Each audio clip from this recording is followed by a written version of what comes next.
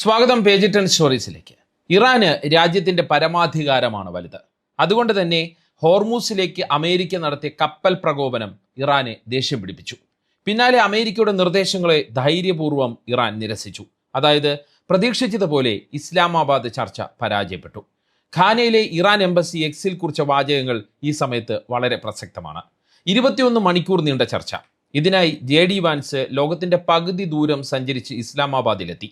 യുദ്ധത്തിലൂടെ നേടാൻ കഴിയാത്തത് അവർ ചർച്ചയിൽ ആവശ്യപ്പെട്ടു. ഇറാൻ അതിനെ എതിർത്തു. അതോടെ ചർച്ച കഴിഞ്ഞു. ഹോർമൂസ് കടലിടുക്ക് ഇപ്പോഴും അടഞ്ഞുകിടക്കുകയാണ്. വാൻസ് വെറും കൈയോടെ വീട്ടിലേക്ക് മടങ്ങി. അവർക്ക് മുഖം രക്ഷിക്കാൻ മറ്റു വഴിയില്ല. പ്രധാനമായും 3 കാര്യങ്ങളിൽ തട്ടിയാണ് ചർച്ച അലസിയത് എങ്കിലും പ്രധാന കാരണമായി മാറിയത് അമേരിക്ക ഹോർമൂസിൽ സൃഷ്ടിച്ച അനാവശ്യമായ പ്രകോപനം തന്നെയായിരുന്നു. ചർച്ച നടക്കുന്ന സമയത്ത് ഹോർമൂസിലേക്ക് കപ്പൽ നീക്കം നടത്തിയാൽ ഇറാൻ പേടിച്ച് തടയില്ല എന്നായിരുന്നു അമേരിക്ക വിചാരിച്ചത്. എന്നാൽ ഹോർമൂസിലേക്ക് വന്ന അമേരിക്കൻ ഡിസ്ട്രോയർ കപ്പലിനെ വിരട്ടി ഓടിച്ചാണ് ഇറാൻ തിരിച്ചടിച്ചത്. മാത്രമല്ല ചർച്ച പൊളിയുന്നു എന്ന വിലയിരുത്തലിൽ പുതിയ മുന്നൊരുക്കങ്ങൾ നടത്തുകയും ചെയ്തു. ചർച്ച പരാജയപ്പെടുകയും അമേരിക്കൻ കപ്പലിന് ഹോർമൂസിൽ നിന്ന് പിൻവാങ്ങേണ്ടി വരികയും ചെയ്തതോടെ ആ കലിപ്പിൽ പുതിയ ഭീഷണിയുമായി രംഗത്ത് വന്നിരിക്കുകയാണ് ഡൊണാൾഡ് ട്രംപ്. ഇറാനെതിരെ നാവിക ഉപരോധം ഏർപ്പെടുത്തുമെന്നാണ് ട്രംപിന്റെ പുതിയ ഭീഷണി. ഇറാൻ വലിയ വില നൽകേണ്ടി വരുമെന്നും ട്രംപ് പറയുന്നു. അതേസമയം നയതന്ത്ര ശ്രമങ്ങൾ തുടരുമെന്നാണ് ഇറാന്റെ മറുപടി. 40 ദിവസത്തെ നേട്ടങ്ങൾ ആരുടെ മുന്നിലും അടിയറ വയ്ക്കാൻ ഇറാൻ ഇല്ല എന്നും അവർ പറയുന്നു. ദേശീയ താൽപ്പര്യങ്ങൾ സംരക്ഷിക്കാനുള്ള നയതന്ത്രം ഒരിക്കലും അവസാനിക്കില്ല എന്നും എന്നാൽ ആർക്ക് മുന്നിലും രാജ്യ താൽപ്പര്യം അടിയറ വെച്ചുള്ള നയതന്ത്രത്തിന് തങ്ങളില്ല എന്നും ഇറാൻ വിദേശകാര്യ മന്ത്രാലയം ആവർത്തിച്ചു വ്യക്തമാക്കുന്നു. ഇസ്ലാമാബാദ് ചർച്ച പരാജയപ്പെട്ട സാഹചര്യവും അമേരിക്കയുടെയും ഇറാന്റെയും തുടർ നീക്കങ്ങളെയും പരിശോധിക്കുകയാണ് ഈ വീഡിയോയിലൂടെ. ആദ്യം ഇസ്ലാമാബാദിൽ ചർച്ച നടക്കുന്ന സമയത്ത് അമേരിക്ക ഹോർമൂസിൽ സൃഷ്ടിച്ച പ്രകോപനവും അതിനെ ഇറാൻ എങ്ങനെ നേരിട്ടു എന്നതും ഒപ്പം അമേരിക്ക പറയുന്ന കള്ളങ്ങളും നോക്കാം. ചർച്ചകൾ പുരോഗമിക്കുമ്പോഴാണ് ട്രംപിന്റെ സോഷ്യൽ മീഡിയ പോസ്റ്റ് വരുന്നത്. അതായത് ഹോർമൂസിൽ ഇറാൻ പാകിയിട്ടുള്ള മൈനുകൾ അമേരിക്ക നീക്കം ചെയ്യാൻ തുടങ്ങിയെന്നും ലോകരാജ്യങ്ങൾക്ക് വേണ്ടിയാണ് അമേരിക്ക ഈ പണി ചെയ്യുന്നത് എന്നുമൊക്കെ പറഞ്ഞുകൊണ്ടായിരുന്നു ട്രംപിന്റെ പോസ്റ്റ്. അമേരിക്കൻ സെൻട്രൽ കമാൻഡും ഇക്കാര്യം സ്ഥിരീകരിച്ചു. എന്നാൽ സത്യത്തിൽ ഹോർമൂസിൽ സംഭവിച്ചത് എന്താണ് എന്നത് പിന്നീടാണ് പുറത്തു വന്നത്. അതിങ്ങനെയായിരുന്നു.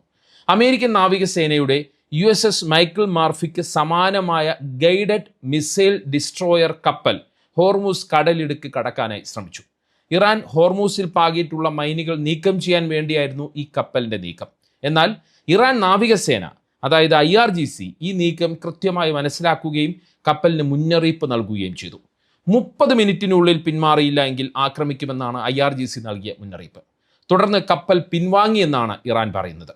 എന്നാൽ അമേരിക്കൻ സെൻട്രൽ കമാൻഡ് പറയുന്നത് 2 ഡിസ്ട്രോയർ കപ്പലുകൾ, ഒന്നല്ല 2 ഡിസ്ട്രോയർ കപ്പലുകൾ അതായത് USS Frank E Peterson, USS Michael Murphy എന്നിവ ഒമാൻ കടലിൽ നിന്ന് ഹോർമൂസ് കടന്ന് പേർഷ്യൻ ഗൾഫിലേക്ക് എത്തിയെന്നാണ്. ഈ കപ്പലുകൾ ഇറാൻ പാകിയിരുന്ന മൈനുകൾ വിജയകരമായി നീക്കം ചെയ്യുകയും ചെയ്തുവെന്നാണ് അമേരിക്കൻ നാവികസേന പറയുന്നത്. കപ്പലുകൾക്ക് യാതൊരു തടസ്സവും നേരിട്ടില്ല എന്ന് വാൾസ്ട്രീറ്റ് ജേണൽ പോലുള്ള അമേരിക്കൻ അനുകൂല അന്താരാഷ്ട്ര മാധ്യമങ്ങൾ റിപ്പോർട്ട് ചെയ്തു. എന്നാൽ ഇറാൻ ഇതിനെ തെളിവ് സഹിതം തള്ളുകയാണ്. ഈ 2 കപ്പലുകളും പേർഷ്യൻ ഗൾഫ് മേഖലയിൽ തന്നെയാണ് നേരത്തെയും ഉണ്ടായിരുന്നത് എന്നാണ് ഇറാൻ പറയുന്നത്. ഒമാൻ തീരത്ത് നിന്ന് വരാൻ ശ്രമിച്ചത് മറ്റൊരു കപ്പലാണ്. ഈ കപ്പലിനെ തങ്ങൾ വിരട്ടി ഓടിച്ചു എന്നാണ് ഇറാൻ പറയുന്നത്. നേരത്തെ പറഞ്ഞ കപ്പലുകൾ ഹോർമൂസ് കടലിടുക്ക് കടന്നെങ്കിൽ അതിൻ്റെ സഞ്ചാരപഥത്തിൻ്റെ തെളിവുകൾ പുറത്തുവിടാനാണ് ഇറാന്റെ വെല്ലുവിളി. എന്നാൽ അമേരിക്കൻ നാവികസേന അതിന് കൃത്യമായി ഉത്തരം നൽകുന്നില്ല. പകരം അതിൻ്റെ കുറ്റവും ഇറാനുമേൽ ചാർത്തുകയാണ്.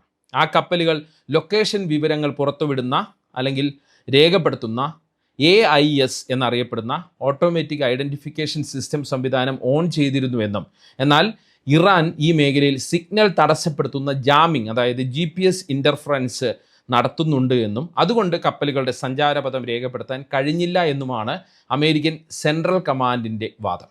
അതായത് ഡിസ്ട്രോയർ കപ്പലുകൾ ഹോർമൂസ് കടന്നുപോയി എന്നതിന് അമേരിക്കയുടെ കൈവശം ഇപ്പോൾ തെളിവില്ല. എന്നാൽ ഒരു ഡിസ്ട്രോയർ കപ്പലിനെ ഒമാൻ ഭാഗത്തേക്ക് തന്നെ തിരിച്ചയച്ചു എന്നതിന് തങ്ങളുടെ കൈവശം തെളിവുണ്ടെന്നാണ് ഇറാൻ അവകാശപ്പെടുന്നത്. ഒരു അമേരിക്കൻ കപ്പലും ഇതുവരെ ഹോർമൂസ് കടന്നു പോയിട്ടില്ല എന്നും ഇറാൻ വിപ്ലവ സേന ആവർത്തിക്കുന്നു. അതായത് നമ്മൾ മനസ്സിലാക്കേണ്ടത് അമേരിക്ക പറയുന്നത് 2 കപ്പലുകൾ ഒമാൻ കടലിടുക്കിൽ നിന്ന് പേർഷ്യൻ ഗൾഫിലേക്ക് ഹോർമൂസ് കടന്നു പോയി. ഈ പോയ സമയത്ത് അവിടെ പാകിയിരുന്ന ഹോർമൂസിൽ പാകിയിരുന്ന മൈനുകൾ ഈ ഡിസ്ട്രോയർ കപ്പലുകൾ നീക്കം ചെയ്തു എന്നാണ് അമേരിക്ക അവകാശപ്പെടുന്നത്. എന്നാൽ ഇറാൻ പറയുന്നത് ഈ 2 കപ്പലുകളും നേരത്തെ തന്നെ പേർഷ്യൻ ഗൾഫിലാണ് ഉണ്ടായിരുന്നത് എന്നും ഹോർമൂസ് കടന്ന് ഈ കപ്പലുകൾ എങ്ങോട്ട് പോയിട്ടില്ല എന്നുമാണ് ഇറാൻ പറയുന്നത്. അതേസമയം ഒമാൻ കടലിടുക്കിൽ നിന്നും മറ്റൊരു കപ്പൽ, ഈ 2 കപ്പലല്ലാതെ മറ്റൊരു കപ്പൽ ഹോർമൂസ് കടലിടുക്ക് കടക്കാൻ ശ്രമിച്ചു എന്നും എന്നാൽ തങ്ങൾ ഭീഷണിപ്പെടുത്തി മുന്നറിയിപ്പ് നൽകി അവരെ തിരിച്ചയച്ചു എന്നുമാണ് ഇറാൻ പറയുന്നത്. മാത്രമല്ല ഇറാൻ പാകിയ മൈനുകൾ ഇപ്പോഴും പ്രവർത്തനക്ഷമമാണെന്നും IRGC വ്യക്തമാക്കുന്നു. ഇതോടെ ഹോർമൂസിൽ പാകിയിരിക്കുന്ന മൈനുകളുടെ കാര്യത്തിൽ ഇറാന് വ്യക്തതയില്ല എന്നുള്ള പ്രചാരണവും പൊളിയുകയാണ്. മൈനുകൾ എവിടെയൊക്കെയാണ് വിതറിയത് എന്ന് ഇറാന് തന്നെ തിരിച്ചറിയാൻ കഴിയുന്നില്ല എന്നും അതുകൊണ്ട് കടലിടുക്ക് പൂർണ്ണമായും തുറക്കാൻ പ്രതിസന്ധി ഉണ്ടെന്നും ഉന്നത അമേരിക്കൻ സൈനിക ഉദ്യോഗസ്ഥരെ ഉദ്ധരിച്ച് ന്യൂയോർക്ക് ടൈംസ് കഴിഞ്ഞ ദിവസം റിപ്പോർട്ട് ചെയ്തിരുന്നു.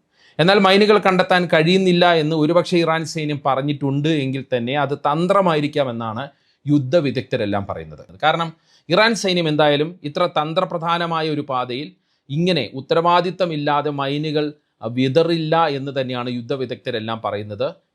ഇങ്ങനെ ഒരു ഉത്തരവാദിത്തമില്ലാത്ത പ്രവൃത്തി ഇറാൻ്റെ ഭാഗത്തു നിന്ന് ഉണ്ടാകില്ല. ഇറാൻ അങ്ങനെ പറഞ്ഞിട്ടുണ്ടെങ്കിൽ തന്നെ അത് അവരുടെ ഒരു തന്ത്രമാണ് എന്നാണ് യുദ്ധ വിദഗ്ധരെല്ലാം പറയുന്നത്. എന്തായാലും അമേരിക്കയുടെ ഭാഗത്തു നിന്നുണ്ടായ പ്രകോപനം, ഹോർമൂസിൻ്റെ ഭാഗത്തു നിന്നുണ്ടായ പ്രകോപനം ഇസ്ലാമാബാദ് ചർച്ച പരാജയപ്പെടാൻ പ്രധാന കാരണമായി എന്ന് തന്നെയാണ് അന്താരാഷ്ട്ര വിദഗ്ധരെല്ലാം വിലയിരുത്തുന്നത്. നിർണായകമായ ചർച്ച നടക്കുന്ന സമയത്ത് അമേരിക്ക ഇത്തരം ഒരു നീക്കം നടത്താൻ പാടില്ലായിരുന്നു എന്നും അത് അന്താരാഷ്ട്ര മര്യാദകൾക്ക് നിരക്കുന്നതല്ല എന്നും വിശകലന വിദഗ്ധർ പറയുന്നു. ഇറാൻ ഇതിനെ തങ്ങളുടെ പരമാധികാരത്തിന്മേലുള്ള കടന്നുകയറ്റമായി തന്നെ കണ്ടു. സമാധാനത്തിന് വേണ്ടി ചർച്ച നടക്കുമ്പോൾ തന്നെ ഹോർമൂസ് കടലിടുക്കിലൂടെ അമേരിക്കൻ യുദ്ധക്കപ്പലുകൾ കടക്കാൻ ശ്രമിച്ചത് പിന്നിൽ നിന്നുള്ള കുത്തായിട്ടാണ് ഇറാൻ സംഘം വിശേഷിപ്പിച്ചത്. നേരത്തെ തന്നെ അമേരിക്ക ഇതുപോലുള്ള ചതികൾ ഇറാനെതിരെ ചെയ്തിട്ടുണ്ട്. അതുകൊണ്ട് തന്നെ ഇപ്പോൾ ചർച്ച നടക്കുമ്പോൾ ഹോർമൂസിൽ നടത്തിയ ഈ നീക്കം ഇറാനെ വല്ലാതെ ദേഷ്യം പിടിപ്പിച്ചു. ഇത് ഇരു വിഭാഗങ്ങളും തമ്മിലുള്ള വിശ്വാസം പൂർണ്ണമായും തകർത്തു. ചർച്ചകളിൽ തങ്ങൾക്ക് അനുകൂലമായ വിട്ടുവീഴ്ചകൾ ചെയ്യിപ്പിക്കാൻ അമേരിക്ക മനഃപൂർവ്വം നടത്തിയ സൈനിക നീക്കമാണ് ഇതെന്ന് ഇറാനിയൻ മാധ്യമങ്ങളും റിപ്പോർട്ട് ചെയ്തു. തങ്ങളുടെ സൈനിക ശക്തി കുറച്ചു കാണിക്കാനുള്ള അമേരിക്കൻ തന്ത്രമാണിതെന്ന് ഇറാൻ ആരോപിച്ചു. എന്നാൽ ഈ സമ്മർദ്ദത്തിന് വഴങ്ങാൻ ഇറാൻ തയ്യാറായതുമില്ല. അതായത് ഒരു വശത്ത് സമാധാനവും മറുവശത്ത് യുദ്ധസമാനമായ സാഹചര്യം സൃഷ്ടിക്കലും ഒരേ സമയം നടന്നത് ചർച്ച പരാജയപ്പെടാൻ പ്രധാനപ്പെട്ട കാരണമായി എന്ന് നമുക്ക് വിലയിരുത്താം. അമേരിക്കൻ വൈസ് പ്രസിഡന്റ് JD വാൻസും ഇറാൻ വിദേശകാര്യമന്ത്രി അബ്ബാസ് അരാക്ചിയും തമ്മിലായിരുന്നു നേരിട്ടുള്ള മധ്യസ്ഥ ചർച്ച നടന്നത്.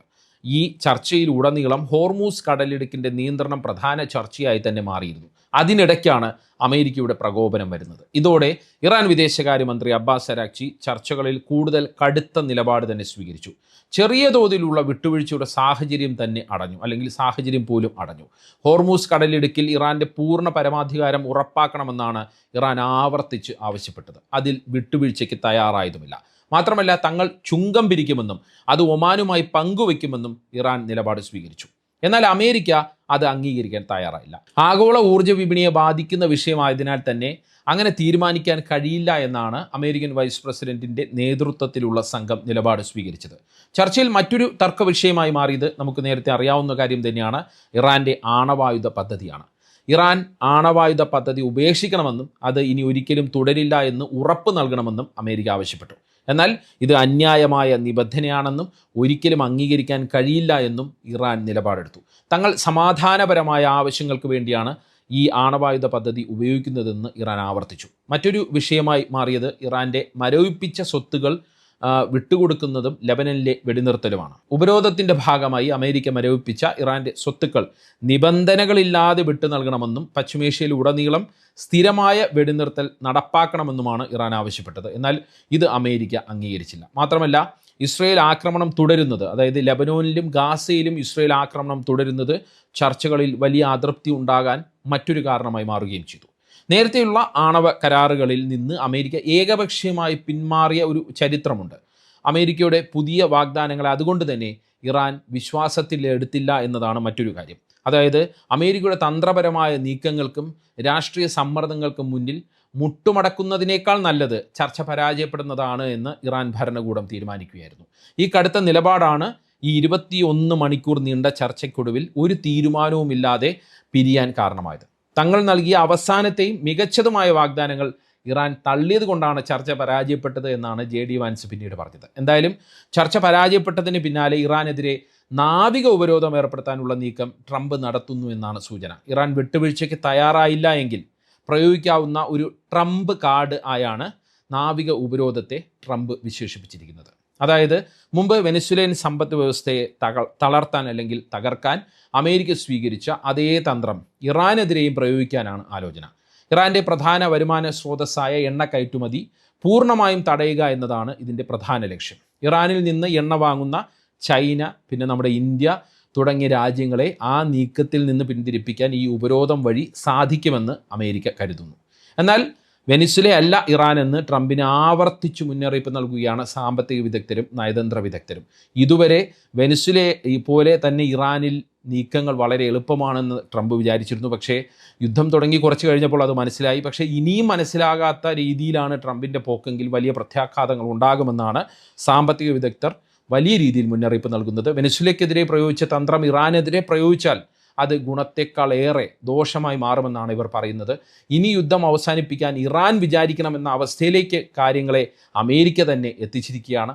അതുകൊണ്ട് സമവായ നീക്കം നടത്തി എത്രയും പെട്ടെന്ന് പ്രശ്നം തീർക്കണമെന്നാണ് ലോകരാഷ്ട്രങ്ങളെല്ലാം ആവശ്യപ്പെടുന്നത്.